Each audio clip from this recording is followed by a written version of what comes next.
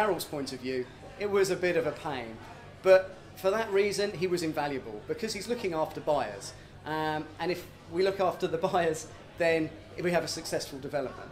So all of his amendments were taken into account when the offer letter and all the contractual documentation was drafted, so that now for buyers that instruct him, he's able to say, I've seen all this, I'm aware of the development, and this offer letter does what it's supposed to do.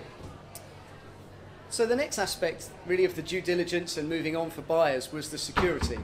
Now, the real value in Mendoza, as Alan said and as Elisa said, the real intrinsic value at the moment is in the land.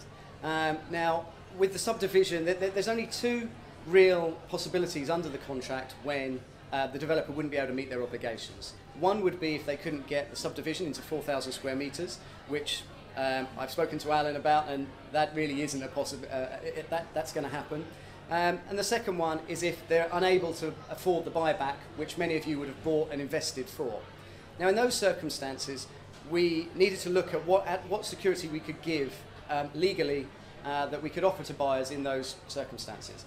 And it was decided that actually in Mendoza, because there are no restrictions in subdividing into a 1 hectare plot, that we'd say, okay, to everybody, in those situations, we will set aside 1 hectare plots, which the developer will, in that scenario, sell and then sell on behalf of the investors as one, so you're not all competing with each other, and then repay the money to the buyers. So that way the buyers have the security of knowing that their investment is actually backed up with land.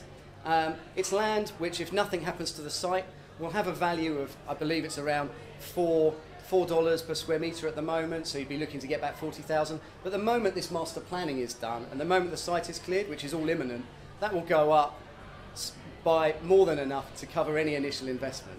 So as security goes, it's something which we discussed with Sebastian as the buyer's lawyer, and he was very happy with, and he's made sure has been dealt with in all of the contractual documentation. So the next aspect which really stands out for Mendoza, in my opinion, are the local partners that are on the ground.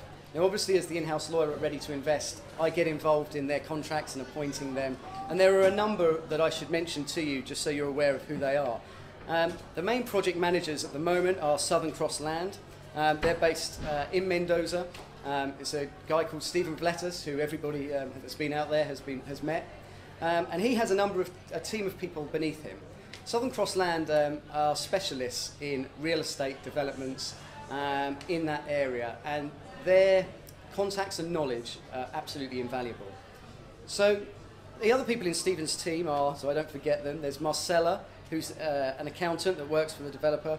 There's Louis, who's another lawyer who acts, so we've got effectively 3 lawyers helping. There's Laura, who is an admin assistant to Stephen. And there's also Grace, who's Alan's assistant, who's permanently based over in Argentina.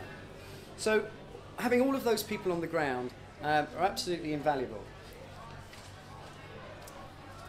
One of the things I should also mention as well, which has just recently cropped up, is the agronomist which has been instructed. Alan's might have details, I'm not sure with him, but the soil survey has been done on the development now. And the soil survey is obviously incredibly important because wine is such a big story, as well as golf. And the soil survey, some of you may have been sent the conclusion of it, I'm not sure, but it's come back incredibly favourably, saying that the land lends itself to use as a high quality vineyard or as a golf development. So Alan mentioned earlier that a number of important legal milestones have been reached in this development, and that is the case. When the land was purchased, Argentina is a funny system in that you take possession of the land, and that's what's important, but legal title can actually take some considerable time to follow. Now, the downside with that is with possession, you need to constantly monitor that somebody else isn't trying to sneak in and take possession on your behalf. So you don't want people occupying the site and then claiming that they own it. So actually getting title was always a priority as quickly as possible. That's now been achieved, and the developer has perfect title to it. The second big issue is Zona de Frontera. Those of you that have bought already would have heard about this.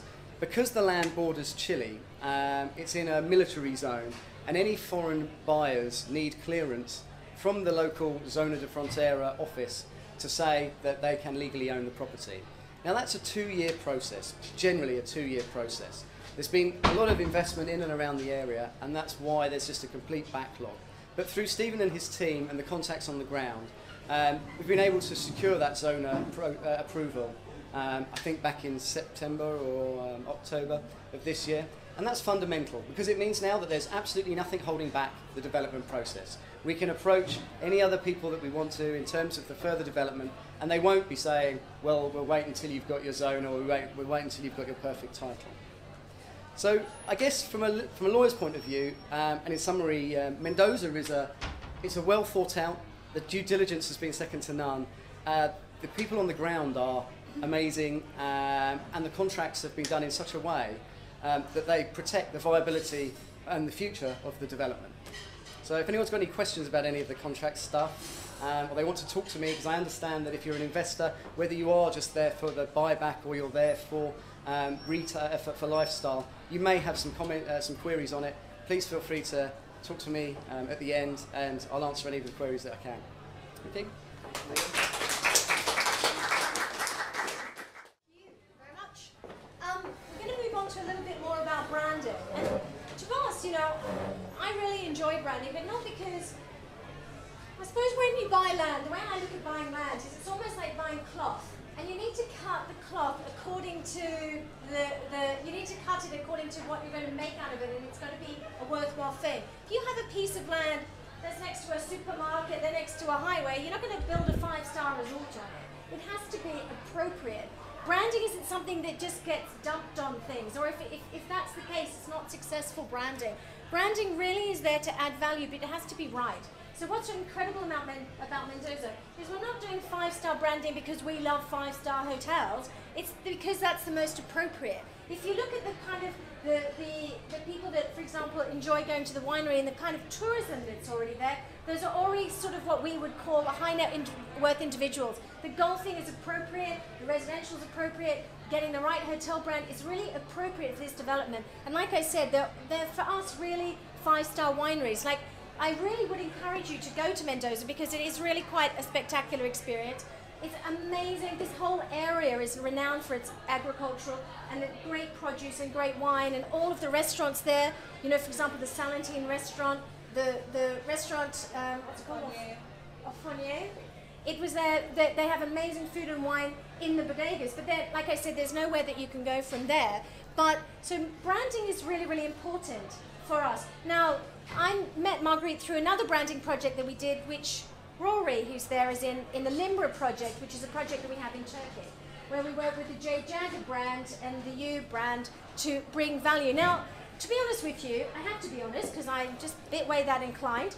When I thought about working with the J. Jagger group, I was just expecting to go, oh, there's J. Jagger, she's going to go, oh, you know, I design jewellery, and here's a lovely thing, and she's just going to add a couple of things to the bathroom, quite frankly. But they really had they added such a value through design and appropriateness to the development. So branding, again, it shouldn't be something that's just added on, or you add a famous name. To be honest with you, if you don't have all your building blocks in place, you can add any famous name, and it's not necessarily going to work. And I think sometimes, from that point of view, you don't want to be cynical with marketing, but you really need to get the right brands. The right brands as well, which is something Marguerite will go into, is how much value they add. So for example, the right branding in golf adds huge amount of value to the residential. The right hotel adds huge amount of value in. For example, when we bought land in Montenegro, we bought knowing that the Aman Group is going in and buying the Sveti Stefan Hotel. Now you might think, whatever. The Aman Group is one of the most famous and one of the most recognized luxury groups in the world. So to have land opposite them where they can't build villas is a really smart idea, particularly when you know they're going in and they haven't quite signed a deal yet. So as cynical as you might be about branding and the famous names, it really can add huge amounts of value to the development. And like I said, that's what we're here to do, to take the land from retail all the way from wholesale all the way up to retail, but not just any old retail, really very high value, especially when you've gone in at the bottom.